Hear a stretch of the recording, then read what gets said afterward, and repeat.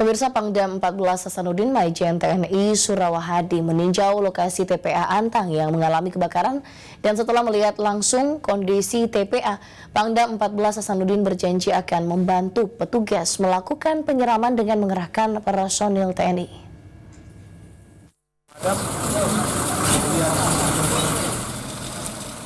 Kebakaran yang terjadi di TPA Antang pada hari Minggu kemarin menyebabkan sedikitnya 10 hektar lahan TPA hangus terbakar. Meski api sudah berhasil dipadamkan, namun sisa sampah yang masih terbakar masih menimbulkan kepulan asap tebal. Pangdam 14 Hasanuddin yang terjun langsung meninjau lokasi TPA berjanji akan membantu petugas melakukan penyiraman untuk memadamkan sisa sampah yang masih terbakar. Kedatangan Pangdam 14 Hasanuddin di TPA Antang adalah untuk melihat kondisi pasca kebakaran, untuk memastikan kebakaran tersebut sudah ditangani dengan baik. Dalam kunjungannya tersebut, Pangdam 14 Hasanuddin berharap sisa sampah yang terbakar yang menyebabkan kepulan asap bisa benar-benar dipadamkan. Tadi sudah sampaikan oleh Pak Dandim akan segera nanti diatasi, khususnya dengan penambahan pemadaman dari mobil pemadam kebakaran.